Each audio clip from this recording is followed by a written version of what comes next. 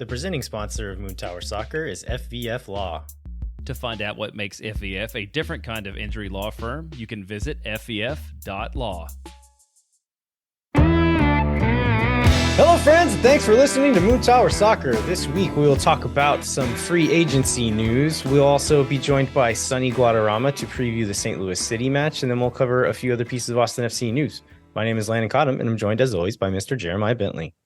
Hey everybody, I'm Jeremiah Bentley, and I guess first of all, I'm happy to be back in Austin, like doing this. It feels like I've been on the road a lot lately from random Marriott properties, so it's good to be back in our back bedroom. And we have a little ask of those of you that listen to the show. Steph and Mike mostly did a lot of work on submitting a possible South by Southwest panel that would be a Swoon Tower, Moon Tower live show. And so we'd like to ask you to go out and vote for that. That vote is open through August 20th. And I don't know about you, but I kind of learned what we were going to talk about when I read the proposal too. I learned more about it for sure.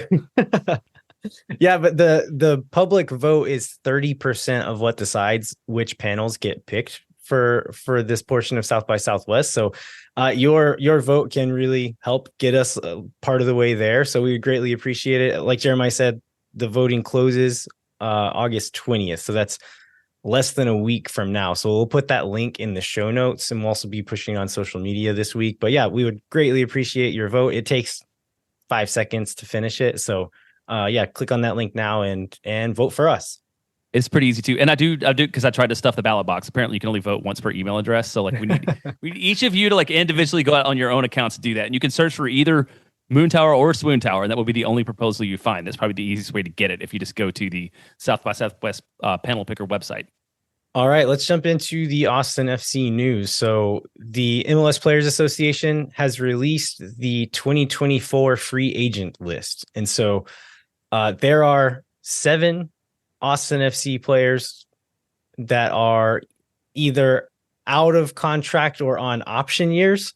And then we'll talk about this, but maybe more who will be out of contract. But it ends up being a pretty big chunk of money and quite a few roster spots opening up for Rodolfo Borrell to work with. Yes, let's go through these really quickly. So the option year players are Will Bruin, Hector Jimenez, Lundqvist, Ring, brand new player, Memo Rodriguez, and Maxi Arruti. And then Finley's the one that's just straight out of contract, right? Is that right? Correct. The other 6 are on option years. So yeah, it's a lot of fairly high paid players for Austin FC. So like you said, I think if you believe the MLS player math, it ends up to about $3.7 million in wages based upon the last published salary. And that would be in addition to Diego Fagundez's roster coming off. So there's honestly, there's a lot of opportunity to overhaul this roster in the offseason. Definitely more than the last couple years. There's just open spots. Yeah. Absolutely. So what do you have? I don't know. I don't think there was anybody I was surprised by. Were you surprised by anybody being on this list? I don't think so. We had all kind of gone through and guessed at which ones we thought might be out of contract. And so I don't think there's any big surprises here. Are there any that you think are like absolutely re-sign them or absolutely don't re-sign them?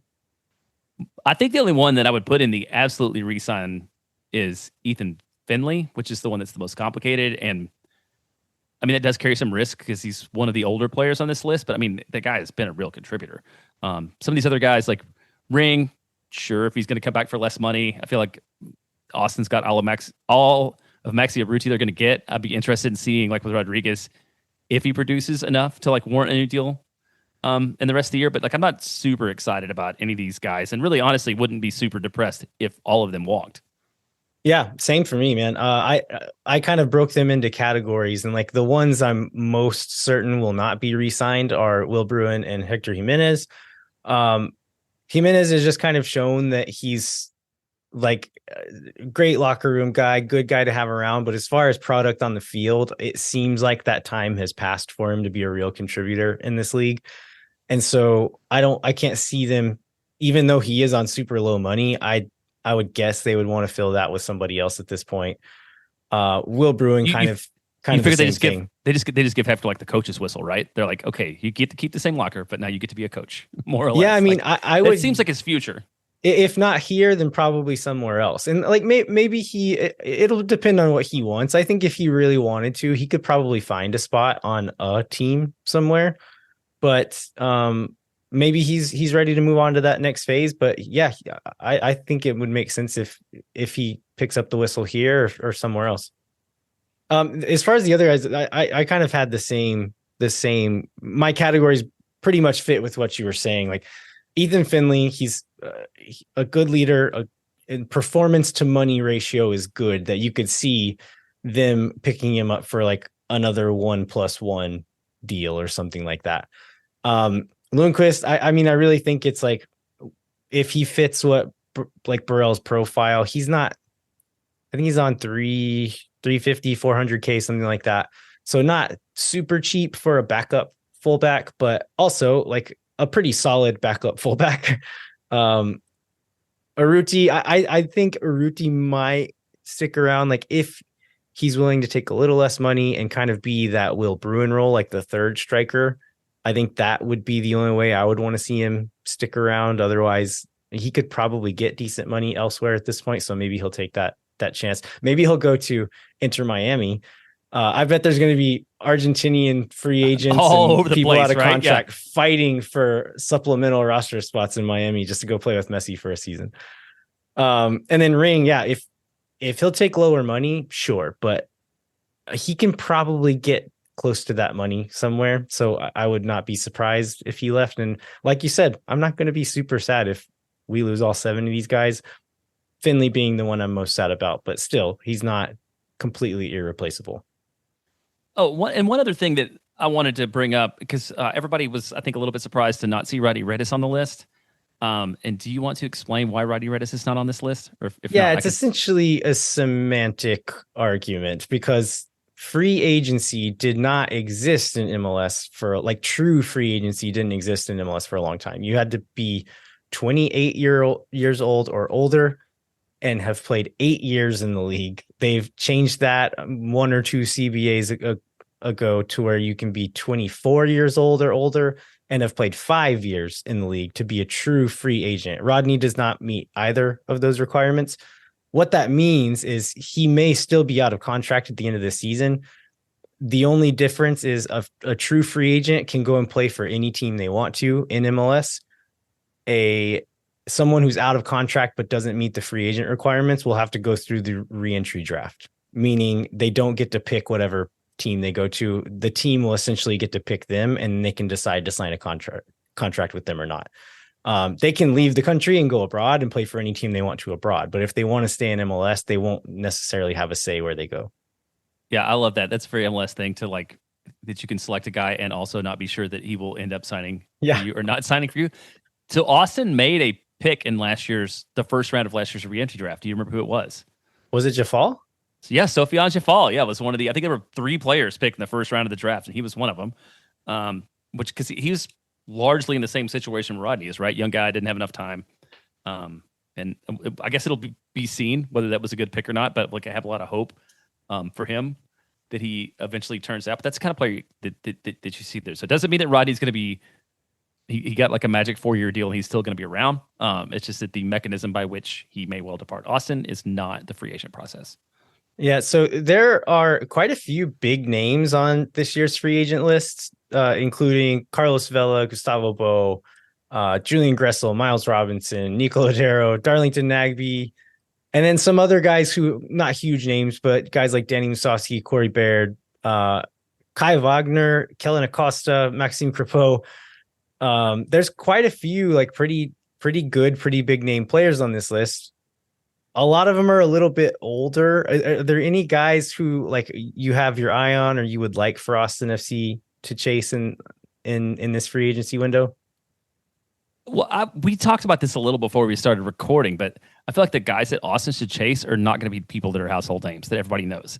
I think maybe one of the mistakes that Austin made was giving a lot of money to older guys who are well-known MLS commodities that everybody can pick out of a list or off a lineup, and that seems like a lot of these players that are on this list from Bogert, are on. So hopefully there's been a lot of interleague scouting, and there's time between now and the offseason to find hopefully some like younger guys with potential who are also maybe free agents to fill up some of that, some of those spots. Because I don't like. There's nobody in here that they're all sort of past it, right? There's nobody in here that I'm like just dying to add to the Austin. Is there anybody that maybe caught your eye? I mean, Kellen Acosta, as far as like guys who aren't older, because he's not, I don't remember his exact age, but it's like mid to late 20s. Yeah, I don't think he's 30 yet. But he's on 1 point something million dollars right now. And so like that doesn't really seem to make sense to me. And he's probably not gonna want to take much less than that, if not wanting more than that on his next contract. So yeah, it's like I don't see a lot of the obvious ones. So I think you're right on. Like the best pick for Austin is someone we're not going to predict. Like the best case scenario is like Ethan Finley, right? Yeah, I mean, if Austin wants to get Kai Wagner at a reasonable price, that would be awesome too. But I imagine that he's going to be hotly contested by everybody, being what 20, like a 26-year-old left back. I'm guessing he does not live in America in 2024. That's probably entirely true. Same with Miles Robinson, potentially Kellen Acosta. Like any of these younger guys are probably not going to live here anymore. Some of the older guys maybe aren't worth their contracts. So yeah, it's tough. It is. So I think that kind of covers the free agent news. I mean, I think we hit on the high point. It's just that it's good that we heard so much from Burrell last week about how surprising little money Austin had, and it's good to know that there's a lot of salary money coming off the books, so he does have some flexibility to really make a big splash this offseason in a way that Austin hasn't had the ability to do in the past. Yeah, I've seen people online complaining about it's like seeing other teams sign players and us not signing anybody. Like, why can't we sign anybody? It's like, hey, we don't have any roster spots. Like we have the same number of players as everyone else. And so it's not like they're getting something extra that we didn't, but there will likely be a span of a few weeks this winter where it's going to be hard to keep up with how many signings we're making. Yeah, and I love that. It's every offseason we go in the offseason thinking like, gosh, what are we going to talk about every week? And then there's that magical period in like December and January when all kinds of moves get made and we get to speculate. We get to, what is it? The old baseball saying, hope springs eternal. Like we'll hope for a brighter future for every single one of these guys that we add here in the offseason. Let's move on to another piece of news, which is Austin FC. We kind of speculated the last couple of weeks that they might be playing a friendly during these off weeks, and found out through this was not announced anywhere officially, right? This just came through the online grapevine, right? That they played a closed door friendly at Q2 Stadium against NYCFC. Yeah, shout out to the North End Pod and We Are Austin TV guys for doing a ton of detective work on that, and I think I don't remember who, but they found some photos like during the match and found some details afterwards about it. But yeah, it was a really good piece of work. It was the same night that all the Nations League, what was that, the quarters, I think, were going at the same time. Leagues Cup. Leagues Cup, sorry. Yeah, Leagues Cup. Sorry, I get my tournaments all confused. Yes, Leagues Cup quarters are going on. So what we know is 2 60-minute halves, a lot of rotation. CJ Fodre scored the one goal. And a lot of the both Austin FC and Austin FC 2 players got a lot of playing time. Like, I don't know. What else do you take out of this? Again, like just like with preseason matches, I try not to overreact to too much, but it's exciting to see them get a little action against another MLS club. Yeah, I think there's a few things we learned and a few things maybe we didn't learn, which is I don't think we got any proof that Rigoni was playing, right? Rigoni or Urruti or Zardes were on the field. Is that correct, or did we see any proof of any of them? I think that's right. I don't remember. I don't think any of those guys were for sure on the field. So those are like the biggest injury questions at the moment. And to have, I mean, especially with the strikers, like we need one of those guys to come back to be able to play in this next game. And like, it didn't seem like either of their injuries were super serious, and we've seen both of them and Rigoni in training gear, at least in team videos that have come out. So hopefully at least one of the strikers and maybe Rigoni will be available to go. But again, cool to see the second team guys included in that. Like I really do think we're talking about like who's going to play on the left wing. Like I don't think CJ Fodre is going to start and will maybe not even play in any of the next few games. But I would not be surprised at all to see him on the bench as an option to bring on at some point, is because he really is a pretty big change of pace from any other players we have to play in that position. And so just for that reason, just to have something different to put onto the field, he could be an option there. I think the other big thing that we learned, and I don't know that we necessarily saw this, but just based on that reported lineup that was on the field, it seems like Alex Ring was playing in the midfield. And so we talked about this with Sonny in our preview, but I would not be surprised to see Alex Ring start in the midfield against St. Louis City, and then for a lot of games coming up, or if not start in all of them, then being the first guy off the bench to come in, and maybe him and Owen sharing that spot or something like that. Yep, and then we got to see your guy Brandon Craig get some action, which I guess he was one of the 4 healthy center backs, so he had to be one of the one of the options there, I think. Yeah, so probably the most action he's seen in an Austin FC jersey, huh? Yeah, and it may be the most going forward. Well, okay, so I mentioned that this was during the Leagues Cup quarters. Have you watched a lot of Leagues Cup action so far? Yeah, not all of it, but I've watched quite a bit of it. And I guess I watched like 5 or 6 hours straight on whatever day of the week that was, Wednesday or Thursday of last week. I've enjoyed it more than I thought, but I also think Miami probably has a lot to do with it. Like, I've watched every Miami match, and they've all been exciting, whether good or bad or in between. They were kind of dominant. Like, how do you feel about the tournaments?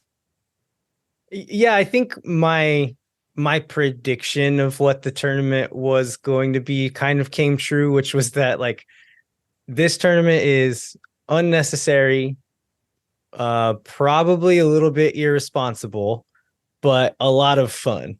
And that's kind of what I expected, and that's what we've gotten, right? Like, minus Austin FC crashing out early, like, it has been a lot of fun to watch, especially getting into the knockout rounds, all of the penalty shootouts, the last minute comebacks, the 4-4 games, including all the own goals, the own goals, all the own goals. It has been a lot of fun to watch, and I am looking forward to these last couple of rounds, because the last few have really proven that they're worth watching, and have been a lot of fun.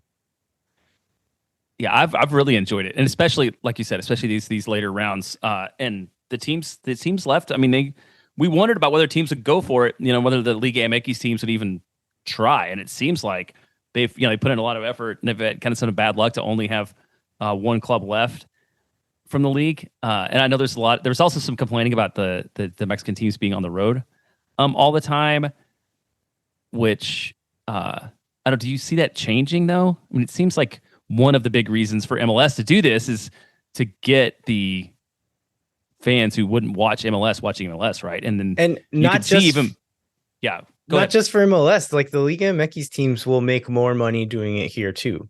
And so I think, like, coaches and, like, technical staff of teams and players can and will, and rightly so, complain about always playing on the road, but all of the presidents and owners, those folks want to have it in the US too, because it's going to be way better for their bottom lines to do it that way.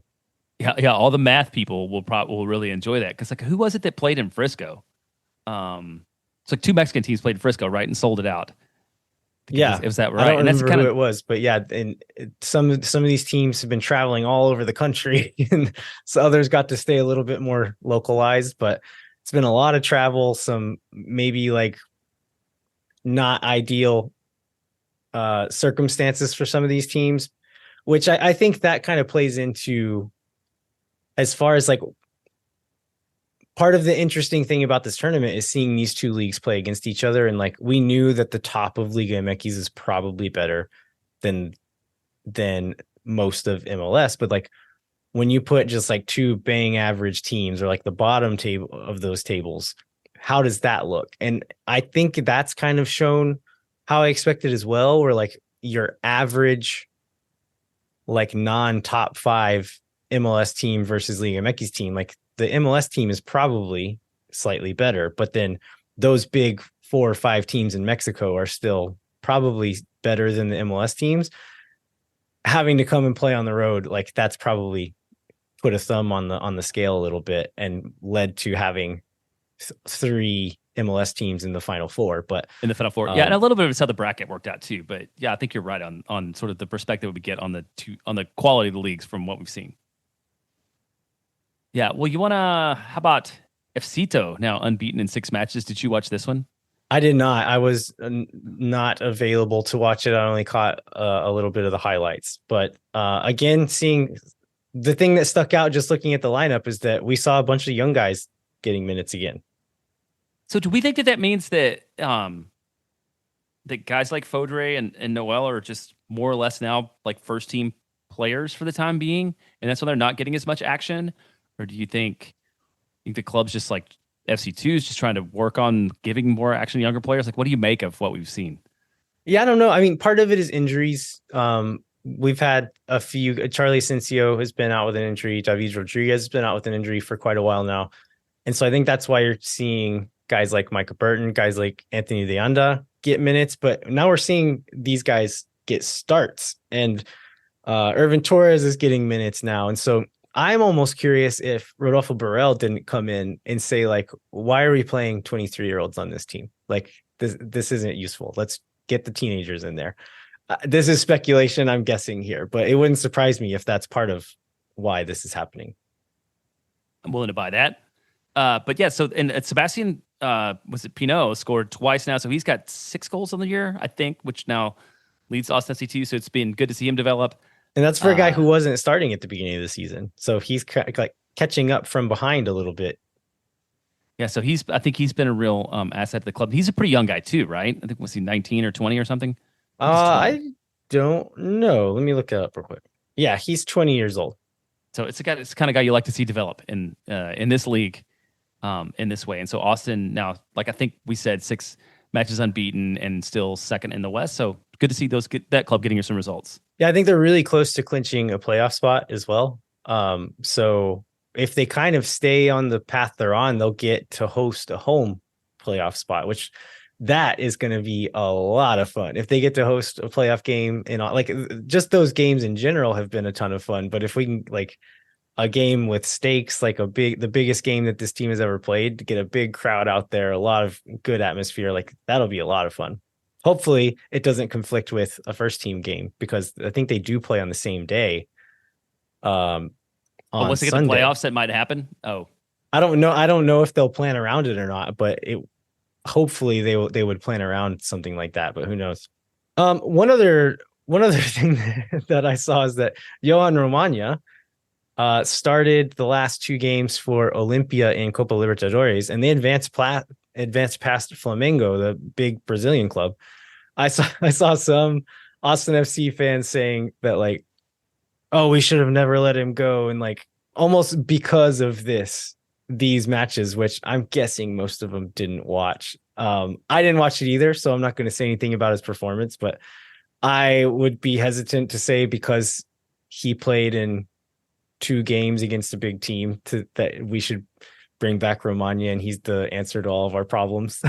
Yeah, I think with him, it's a little bit. The dude's got a great smile. I don't know if he won the smile bracket or not that Swoon Tower did, but I think he advanced pretty far. And it's just, I feel like it's a little bit of you just fall in love with the guys who are on the team at first, and it's a little bit of being like a young fan base.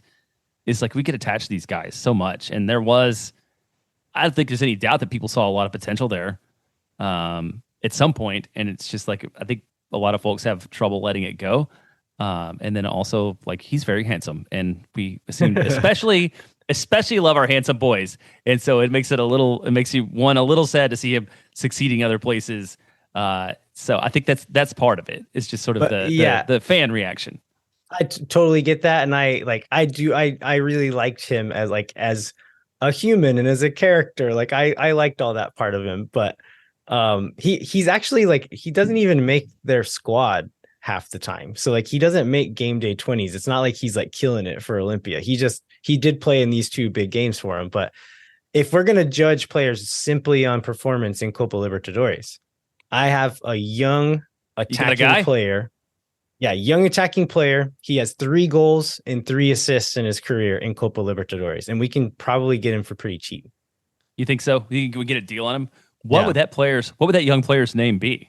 His name is Rodney Ivan Redes Cáceres, and he already plays for our team. So if we're gonna base value and quality simply on Copa Libertadores performances in very small sample sizes, then yeah, he's our guy. I think we did that too, if I remember right. I believe there's like groups of us, like little text groups of us being very excited about like, this guy, man. It's a steal. It's going to be great. And maybe Claudio Reyna did that too. Maybe too.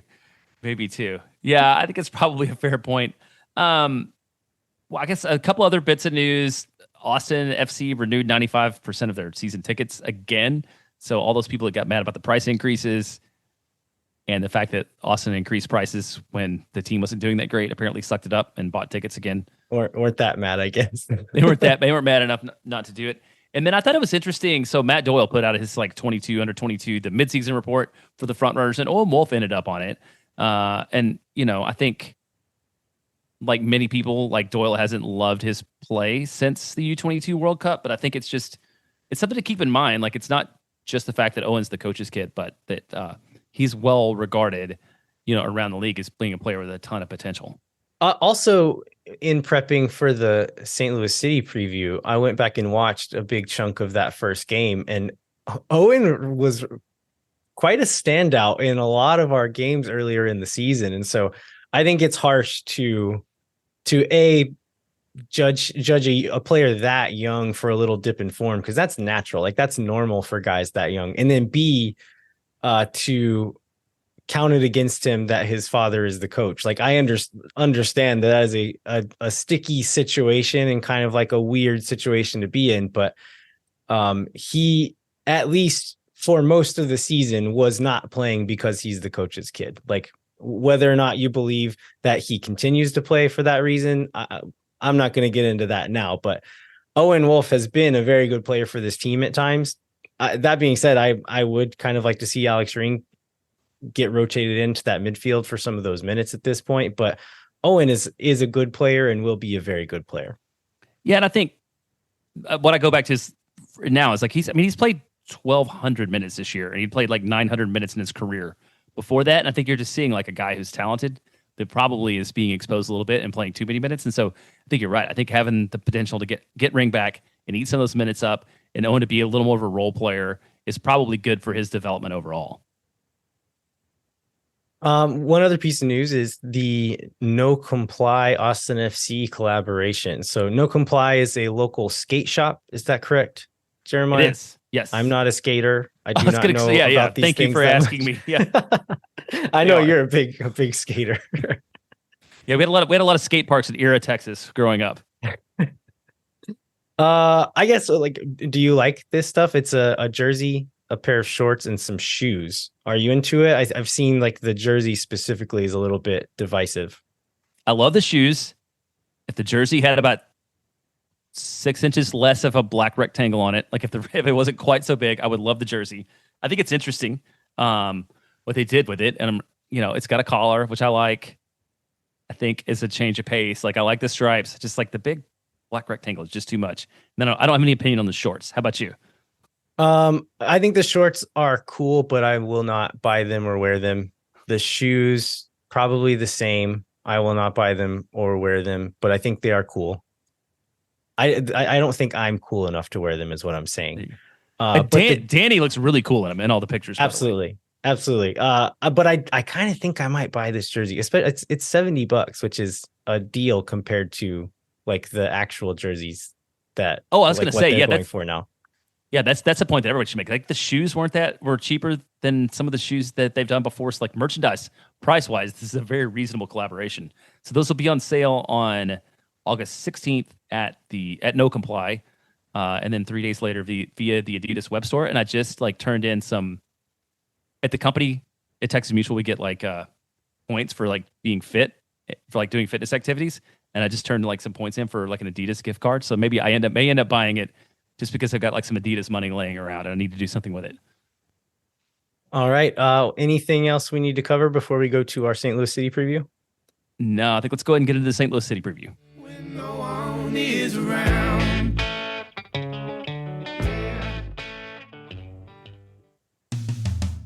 Moon Tower Soccer is brought to you by our friends at FVF Law, the official injury lawyers of Austin FC.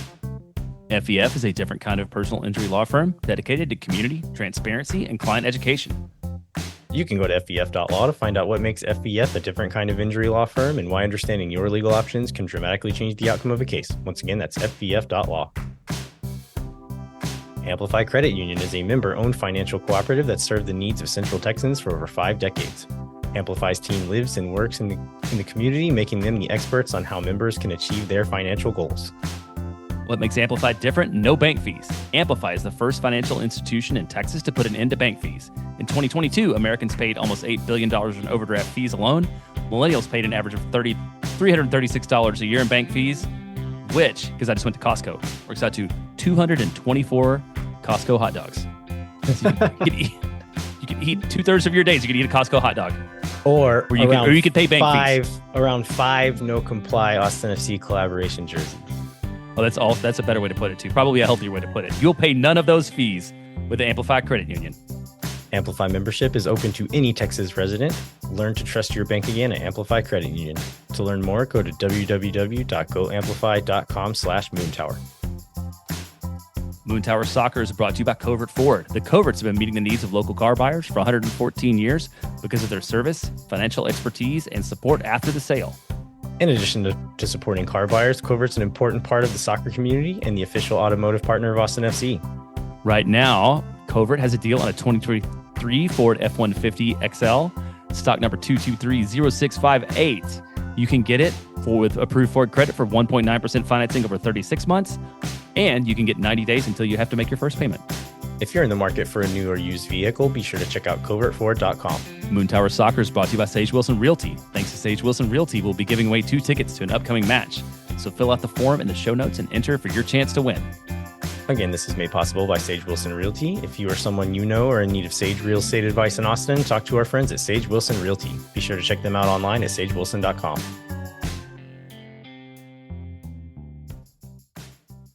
All right, we are happy to be joined by native Austinite and Apple TV personality Sonny Guadarrama, who will be on the Spanish language broadcast this weekend with Raul Guzman for the Austin FC versus St. Louis City match on Sunday. Sonny, thanks so much for joining us, man. Thank you for having me. Appreciate it. So I guess to start off with, like, you were the Austin FC analyst on the Spanish language broadcast last year, the last 2 years, I guess. And so what is the transition into Apple TV like, and how's that been for you? It's not something that I had envisioned when I was playing soccer. Like, yeah, I should be a broadcaster, but it kind of fell on my lap.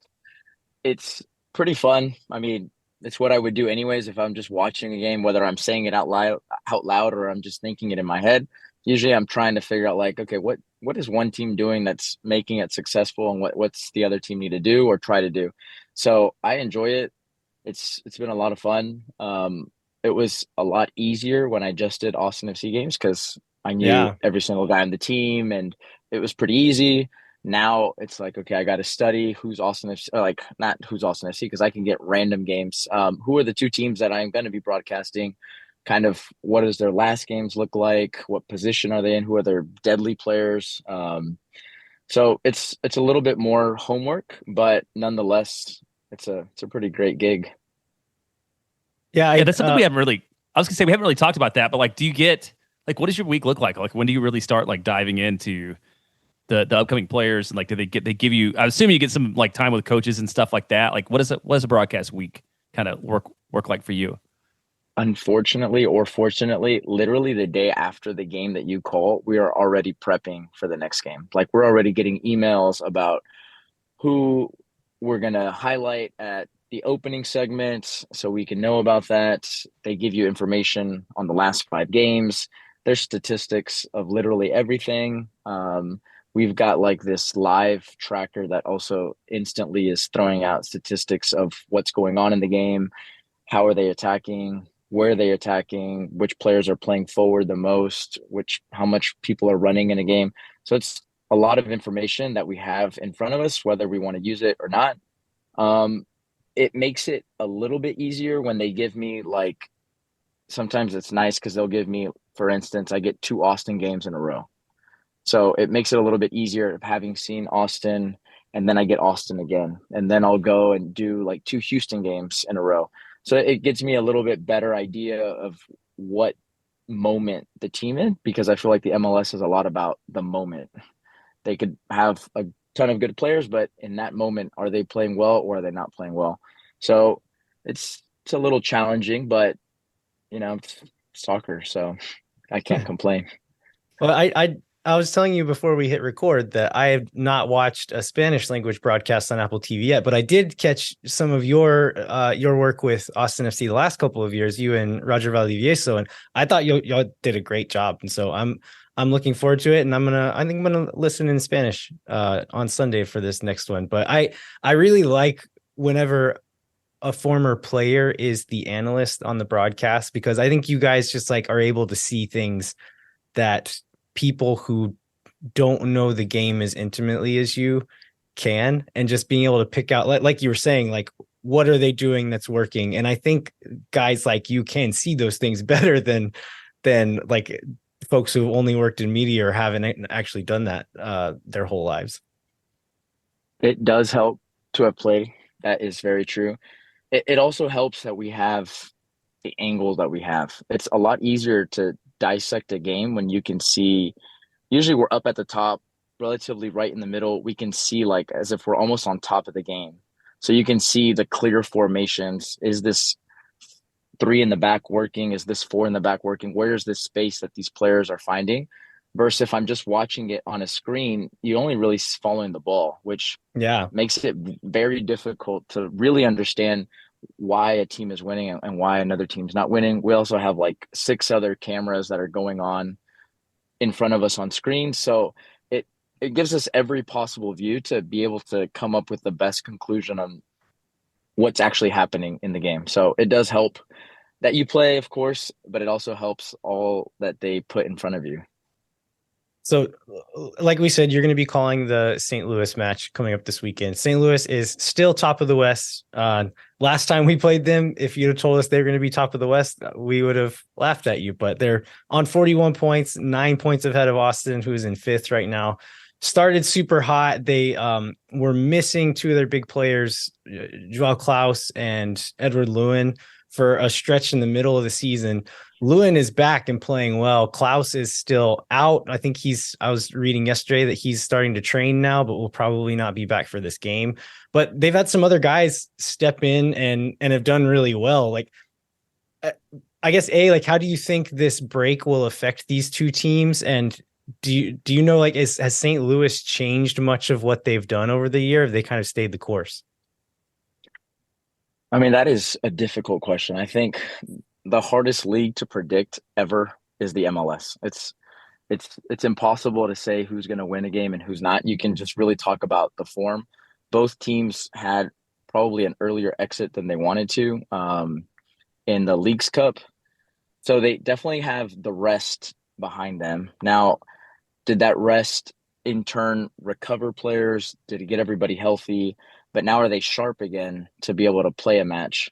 I think St. Louis being at home has a slight advantage. I think this change maybe with Fagundes, at least for in my perspective, is going to affect the team a little bit. I think he was somebody that could either in the game when he was starting would bring some creativity. If Drusy was being double, triple teamed, he's somebody that could get the ball and do things that are similar to what Drusy can do. And then if he was coming off the bench, he was somebody that could spark something that the team needed. So it's going to be interesting to see how they replace that role, because he was pretty much playing consistently every one of the games. So it'll be I'm sure Josh has had plenty of time to figure out what he's going to do, but I'm interested to see how he comes out with that. And I think just both teams right now are just, it's the last stretch. So every game is like a final. The more points you get right now, the teams that are further down on the table, it'll almost seem impossible for them to get up there. So I think for St. Louis specifically, they can get like 3 or 4 more wins. I think they're going to be in a good spot for playoffs, while Austin is in 5th position, but it's kind of like not really telling the whole story because there's teams that are underneath them. They're as close to second place as they are to like 10th place. And so Exactly. it's so close right now. So when you say places, it's like, okay, let me give some more information on like how close the teams on the bottom are to them. So it'll they're finals basically. So Austin is in a must-win situation, and I think St. Louis has a little bit of cushion, but I think St. Louis at home is going to want to get those 3 points to further that gap in between teams. Yeah, so you kind of brought up Diego being out. I think it's like the big question for the rest of the year. Like, what do you guys expect? What do you expect Austin to roll with in St. Louis? Like, how does that change? Obviously, there's a wing. There's like one spot on the wing open, but like, what do y'all see being the change in terms of what Josh rolls out on the field this week? I think there's a few different positions we can ask that question about. It's not just Diego's spot, right? Like, I'm thinking we can expect to see Matt Hedges get the start, given the amount of time he's been in practice with the team now. But then looking at the midfield, Alex Ring, now that we do have enough center backs to not have to play him there, like, Sonny, do you think we might see Alex Ring get a start in the midfield and Owen Wolf's spot? And I would probably assume that Owen would probably be playing on the side at that point for. Oh, you think so? Diego, yeah. Okay. So you put Finley and Owen on the wings if it was you, Sonny? Probably. He's the player that's played the most. He's the most fit. He's the most ready. I don't think any of the other players that they've used have been as of an impact as Owen. It would either be that, or in my dream world, I would play with 2 forwards. All right. And I would, because it opens up an offensive space. I would figure out how to get 2 forwards on the field with Drusy on the field, and I think you could create a little bit more havoc. But or maybe play Drusy as one of the forwards. Yeah. I don't know. There are so many. I mean, I don't really expect Josh Wolf will play 2 forwards. I don't think so either. But talking about Owen, like, I don't really like Owen on the wing. I think he's like, he just looks unnatural, but I think he's like too safe of a player sometimes to like try to take someone or make that risky pass in the final third. He just plays a little too safe for me. But like, when you look at the alternatives, it's like Rigoni may or may not be fit enough to even play in this one. And even if he is, like, is he the best option there? I think the only other options are Rodney Redes, who has had some decent games this year, but he's not gonna win a game for you. And then newcomer Memo Rodriguez, who I think is fine, but like, he's new to the team, like, and also probably not a difference maker. And we've seen that Josh Wolf is pretty slow to work new guys into the system like that. So I really have no idea what we're gonna see. I think it'll be Owen on the side. It's your best bet is having Alex Ring back in the midfield. I think helps a lot. It gives the team a little bit more stability. He's somebody that can win balls. He's somebody that has great range and being able to switch the point of attack. And Danny Pereira is somebody that has to be on the field. So it seems a little bit more logical to have maybe Owen play on the side. And I think maybe it'll be a little bit more defensive on that side, but maybe it'll free up Finley to just have like a little bit more offensive role, because you've got basically 3 holding mids on the other 3 positions, and Finley would have maybe a little bit more freedom. Talking about Owen playing there, I mean, I think some of the things that Austin need to do in this game are like be able to break the press, which they're actually have been quite good at doing this year. It's the thing that they need to do is actually capitalize on it. Once they get past that first line, can they then go and score a goal? That's the biggest question. I think another thing that worked a few times in the first time we played St. Louis City were taking advantage of longer balls over the top. That Driussi goal right at halftime was that. It was Väisänen playing a ball over the top through the middle as Driussi was kind of making a diagonal run. Owen Wolf is quite good at making those little runs in behind, so maybe he is a good fit for this game specifically. I mean, I think he's just the logical choice. He's the guy that's been playing the most. I think he's confident. He's comfortable now with the team. The team trusts him, and I think he's a player he's versatile. I mean, he might not be like the perfect player to play in that position, but I think he can get the job done.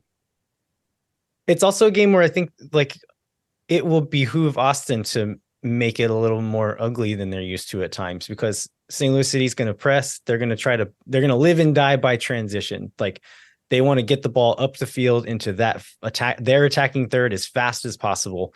And Owen Wolf like was beating up on grown men in that first St. Louis game. We've seen him do that a few times. And so if we can have Alex Ring doing that, kind of being that aggressor, disrupting their transition moments, and then also have Owen Wolf kind of doing that role on the side as well. Yeah. I think you talked me into it, Sonny. I'm into this now. I convinced you. It didn't take very long. That's good. You're just a persuasive guy, man. Yeah. You touched on this a little bit, but Austin's got a pretty tough run into it. Like we've talked about, there's not a lot of difference between fifth place and 10th or 11th place. Like as a player, like how do you approach that? Is it just, I mean, I assume you have to take it one game at a time, but like you sort of have to be on the top of your game every single match at this point, right? I mean, I think so. I think one game at a time, I think you're a lot more dialed in, focused. I don't think you want to give any easy goals away, because easy goals mentally hurt a lot more. So if the team is focused, the team defensively looks strong, Austin FC at the end of the day has players that can put the ball in the back of the net.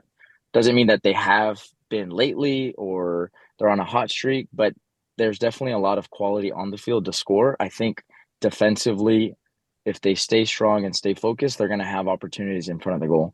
And at the end of the day, it's always easier from a tie to go to a win than to be losing games and always having to come back. That's not hard. I mean, that is very hard in this league. So I would focus a little bit more on that defensive side first and try and keep just the team solid first 5 minutes of the game, last 5 minutes of the first half, and then again in the second half, first 5 minutes and last 5 minutes, not to give anything away.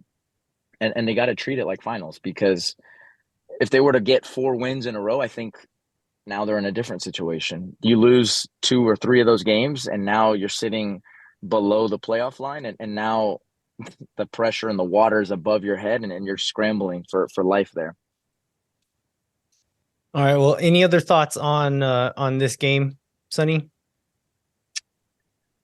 I mean, St. Louis is a difficult place to go to. The people are just as excited as Austin is still, probably. I mean, Austin fans are crazy, and they fill up the stands and they're always cheering. And I think St. Louis has very similar fan base. So I think just staying calm, staying focused, and I think Austin will have a good chance to get a result. And I think even tying this game would be a good result for them. Yeah, I think so too. All right. Well, before we let you go, I want to give you some time to plug the Sonny Guadarrama Academy.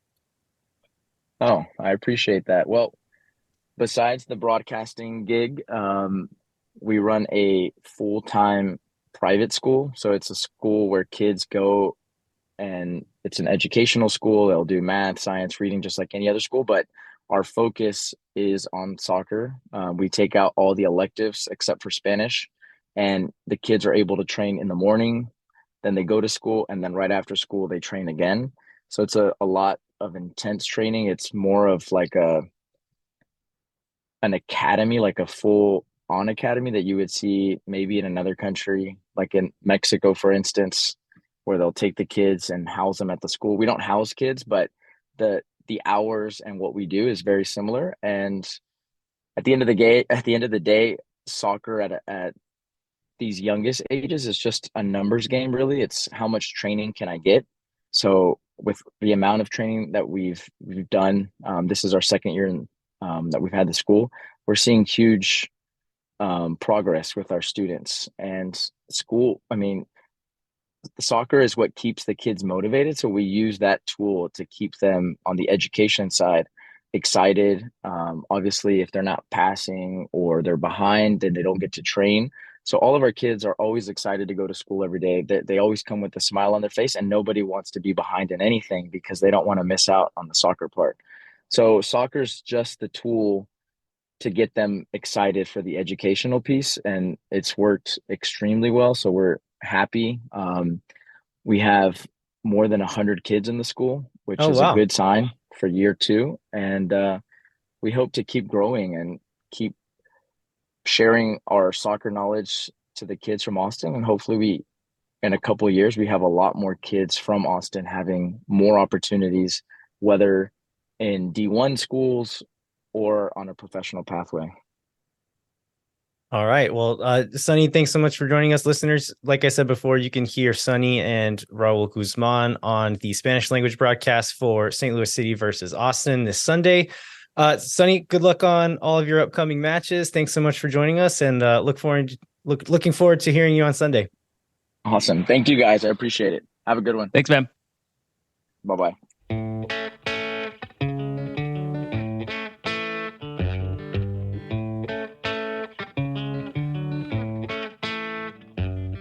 Well, your love sank in. All right, we are back. We want to thank Sonny Guadarrama for helping us preview the St. Louis match. Before we wrap up, we actually have another little segment. We just wanted to do a quick preview of the rest of the season. Yeah, so Austin right now sits, we mentioned this before, sits in 5th place on 32 points, tied with San Jose in 6th on 32. 5 points out of 2nd, and 4 points ahead of 10th. So obviously things can change up or down, mostly down really, really quickly. And I think that we'll know a lot about how things are going to go for Austin kind of in the next 4 matches. It's not an easy run of form. So this Sunday will be St. Louis away. The following Saturday will be FC Dallas away. And I imagine that's one of those games where there's like a bus and a whole bunch of fans, and it'll be a good time no matter the result. Then August 30th back home against Seattle. And then Austin goes to New England on the 2nd. Like, that is not an easy run of games for them to get back into this league play with. Yeah, of the road teams that, like, the road games still on the schedule, I think all but one of them have a winning home schedule, like a pretty strong home schedule, not just winning, but strong, including the Red Bulls and San Jose, plus the ones you just mentioned.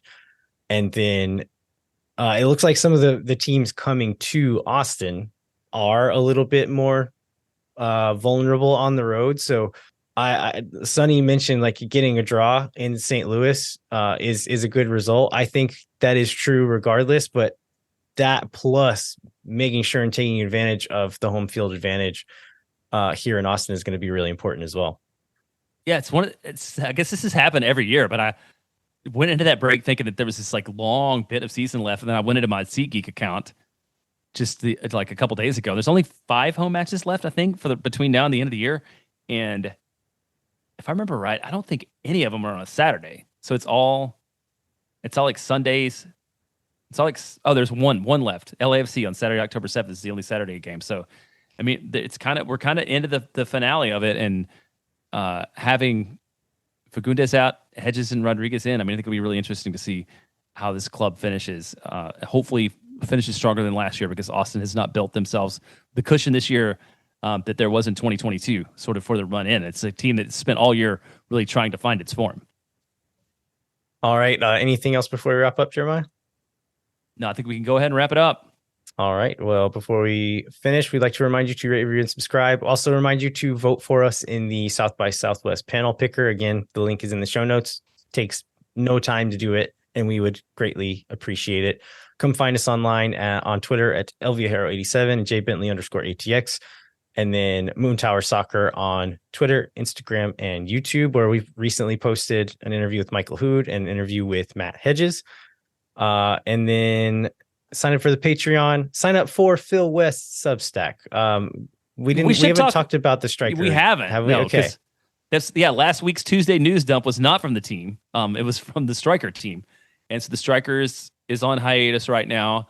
Well, I don't guess I really know much more than that. Like, I would hope that the plan is to reorganize and relaunch in a new form before too long. But if you want to continue following Phil West's work and the best Austin FC coverage around, he now has a Substack newsletter that you can subscribe to. And Landon, I think you've subscribed to it already.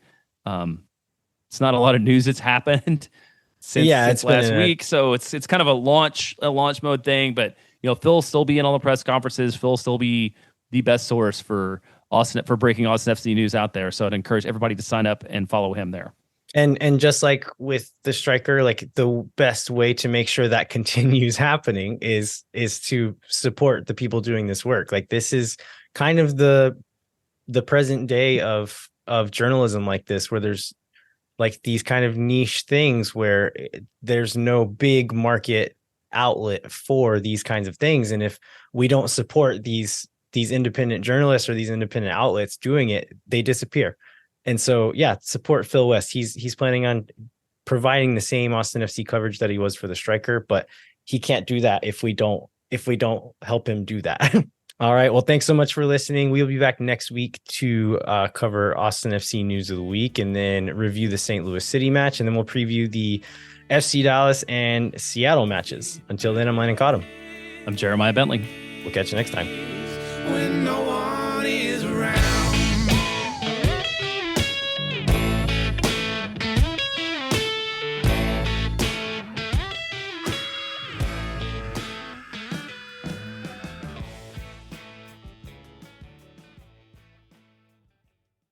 Thank for nothing, see you never. La gente, Oh my God.